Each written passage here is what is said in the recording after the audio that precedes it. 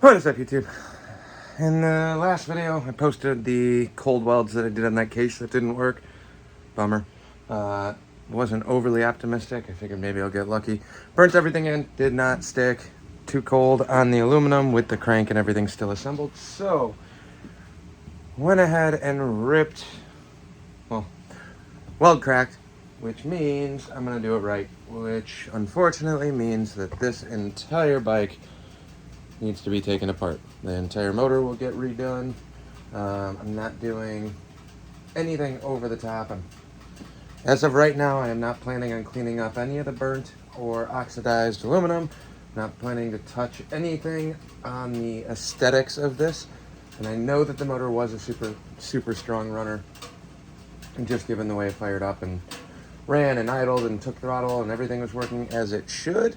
So tonight, been going all day today, but tonight I'm gonna get the Bendix carb off. There will be a carb rebuild video for the Bendix on there.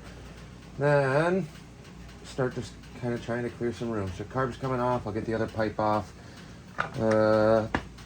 Kicker pedal, foot pegs. Basically, start clearing room to yank this motor out of this bike, and then. I know there's a couple ways. I can take the whole motor out together. It is an ironhead, so the whole motor will come out.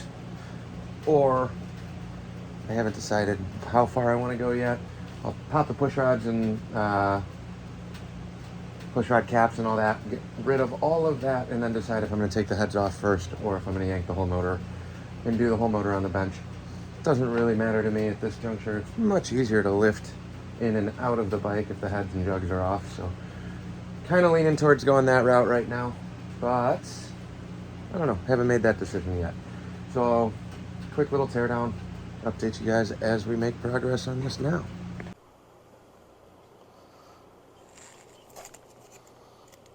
Alright, so ironhead, so it does have the O-ring seals on there, which I prefer. Much better than the rubber band design in my opinion. So basically when I'm taking everything apart on this, I've done enough of these and been in and out of enough of these motors where this doesn't really make that big of a difference to me. I don't need to lay everything out and bag every single individual part. However, just to have a rough idea, I try and keep everything together.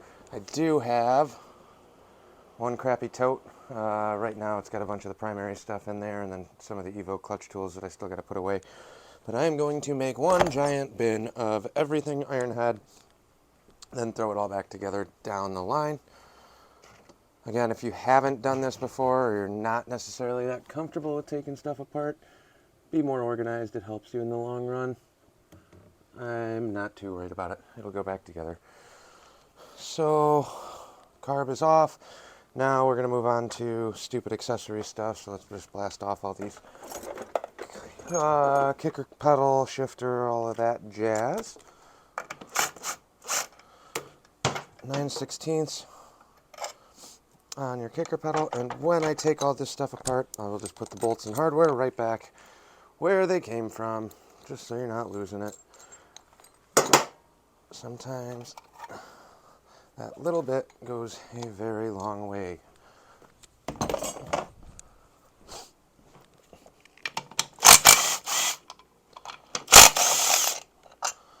Sprocket cover doesn't have to come off, but I'm going to pull the chain off for this, so might as well do it now.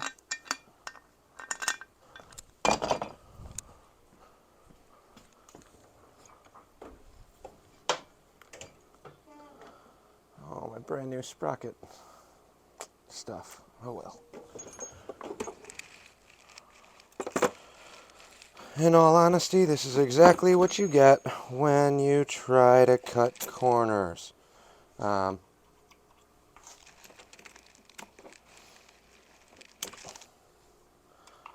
should have done this from the get-go when everything was already apart.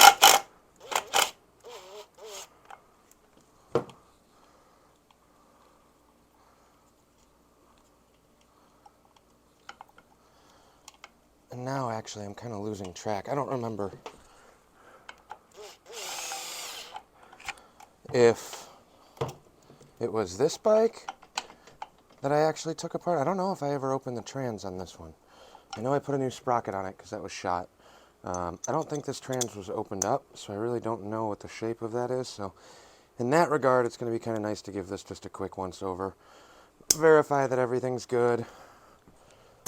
It seems like it, and I'm looking here now. You guys won't be able to see it, but I'm looking on the inside of this. There is not a lot of carbon built up on any of these. Like the entire top of this valve, it actually still looks like bare metal. My guess is this bike has 100% been rebuilt relatively recently, despite the outside appearance, just based on the feel of the pedal, compression-wise, and what do you call it, with how well it was tuned and running right out of the box. I think it just met an unfortunate end when the barn that it was being stored in caught on fire, and the guy just let it go because he thought it was roached. I did not anticipate it firing up as quickly or as easily as it did. And for sitting plus being in a fire, etc., the actual likelihood of it running and starting up like it did is extremely unlikely unless it was actually a good runner from the get-go. Didn't do any carb clean, I literally just poured gas in this and it fired right up. Gas and plugs.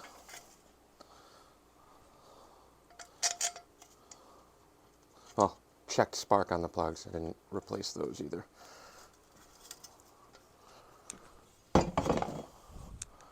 Everything goes to the bin of ironhead stuff.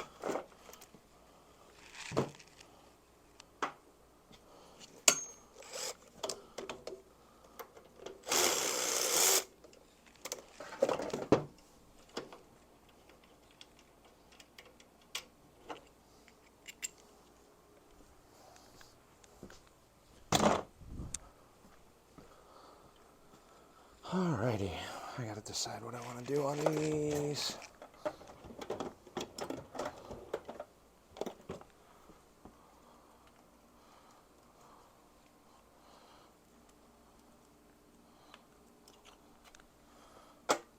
So typically, this is really where the decision-making component comes in.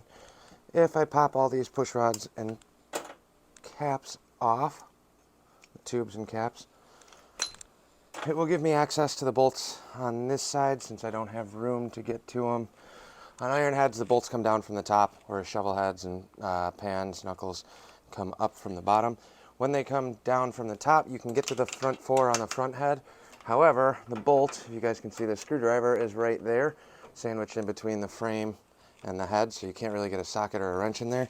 But you can take a box end wrench through here if the push rods are removed. So I'm going to go ahead and preemptively just pop all of these out. Perfectly adjusted in spec already.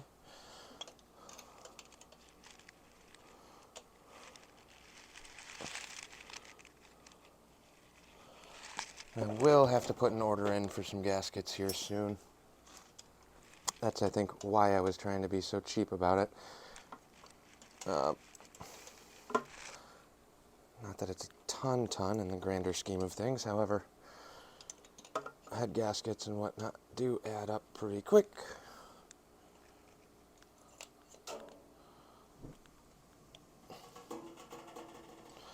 But if I just pop all these out now, it's one less thing to worry about.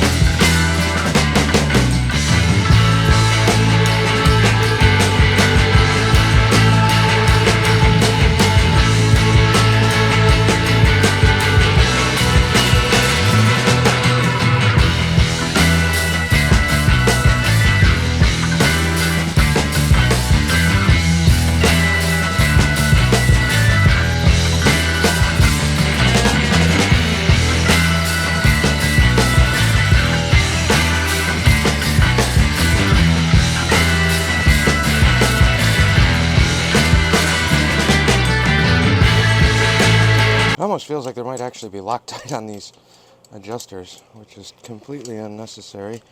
I'm looking at the threads, they don't look that dirty or messed up, but there's definitely a lot more drag on this than there should be tension-wise.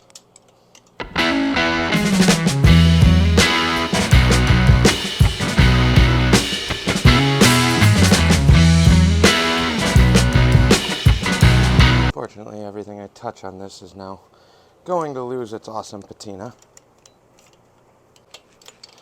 Typically, when you do this, you do want to make sure that the valve is off of on the base circle of the cam, not on the lobe. In this case, if I need to move the motor over, I will, but I'm also taking these out completely.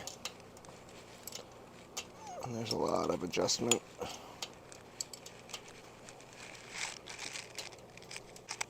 So right here, if I rotated the motor over, I would have a lot more play to get this out.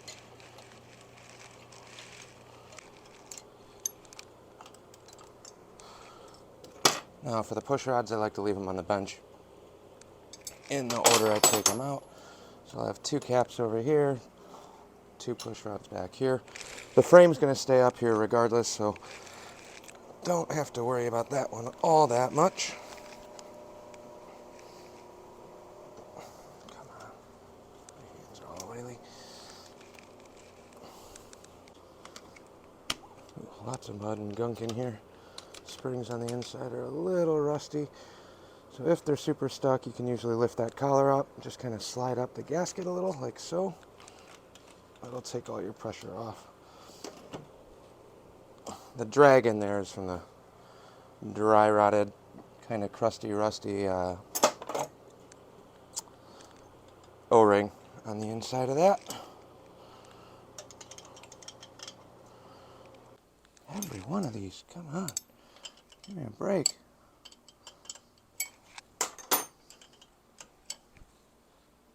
I got one that's kind of loose.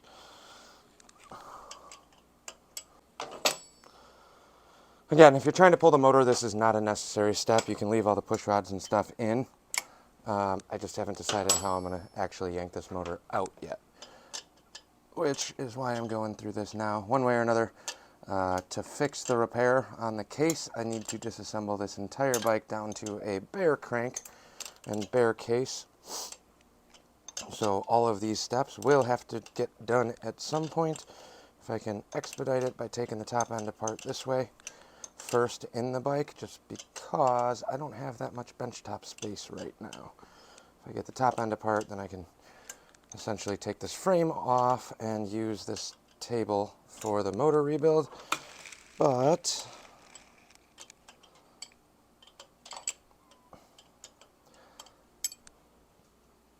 if I don't need to, that would be cool too. Do I have the shifter on here still? No. So that's neat. How do I turn this motor over?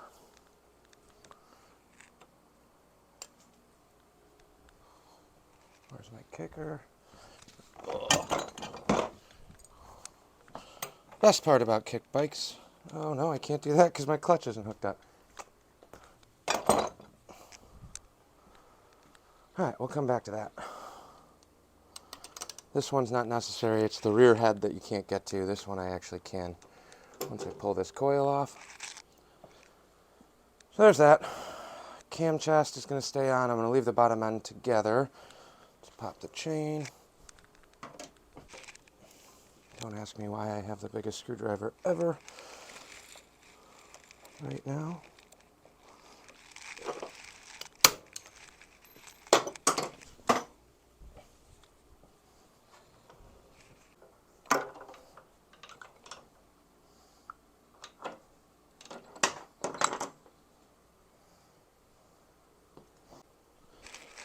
Chain's good, kicker's free.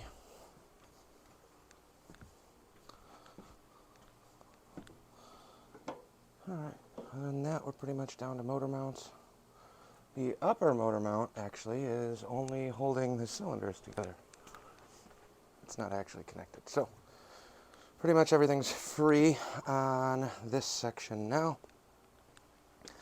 Still need to do all the lines and the plumbing on the back side of the cam chest.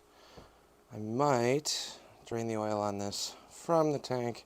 It's not going to get all of it out, but I might actually disconnect the lines at the tank. I haven't decided. Again, doesn't really matter one way or another. All of it's got to come apart. There's the crack on the weld. No shame. I got another small hairline crack up here on the top. I'll repair that one while we're in here too. And then basically you would have your upper motor mount, which should actually be connected to the frame up here. It is not. So I'm going to have to find one of them. I think I already ordered it too. I ordered all the parts for this in May or June or something. Generator can come off. Just to give me a grab hole or access hole to grab that. Then we got battery tray, electronics, all this stuff will come off together, go in the box. Kickstand, motor mount plate, and then 4 bolts on the back side. So not too terrible. Let's get jamming on this side next.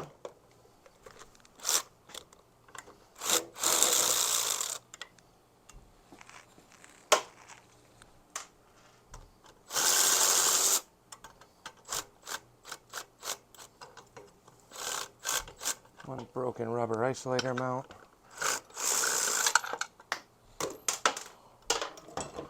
Hopefully I've got a couple of those. This can just dangle here for now. A couple quarter 20s up here.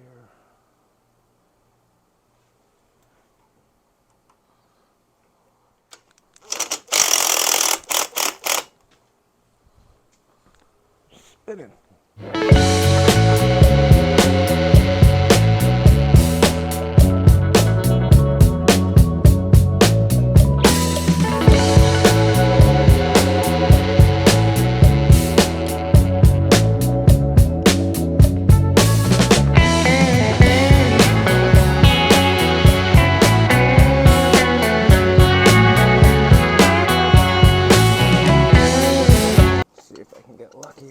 This through here.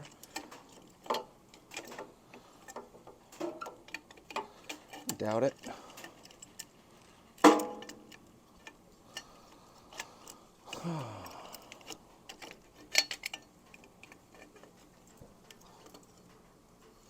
Why would I get that lucky?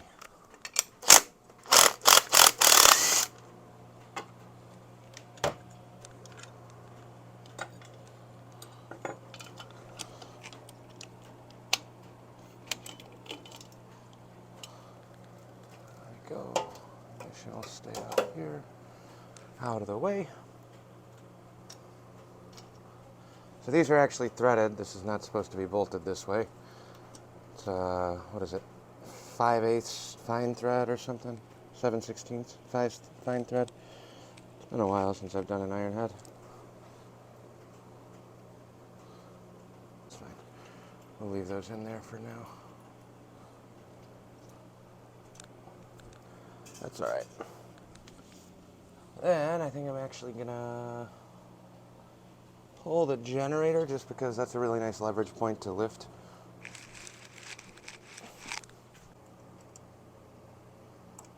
So on the generator you got a green wire and a red wire. Red wire goes to the F, the field, on the coil here. Maybe it's brown. Couldn't remember if it's brown or red. I think it's brown. Brown and green. Green wire goes to the A.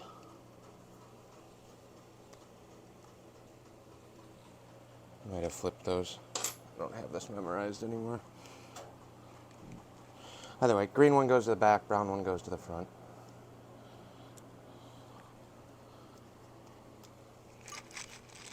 Tell you the letters once I get a better look at it. Everything's super dirty in there.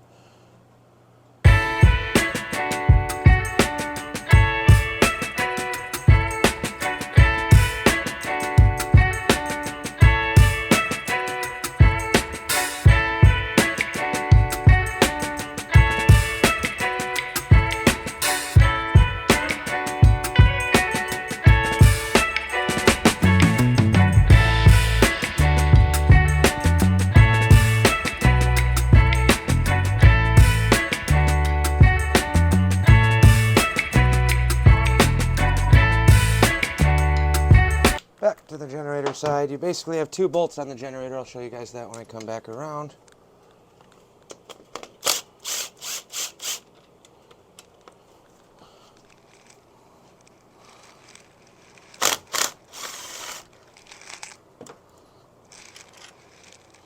Two bolts. And there's that. So I got most of the accessory stuff off. Obviously, there's a ton more to do. I'm going to pick this up tomorrow. Don't have all that long. Just got a computer that I got to set up and some other things. But we'll leave it there. Tomorrow I'll drain the fluids, get everything prepped that way. Try and dry this thing out as best I can. But what am I, 20, 30 minutes into this so far? And we're pretty much ready to pull the heads. The rear's ready to go. I got to break these lines free. 1/2 inch on the oil lines.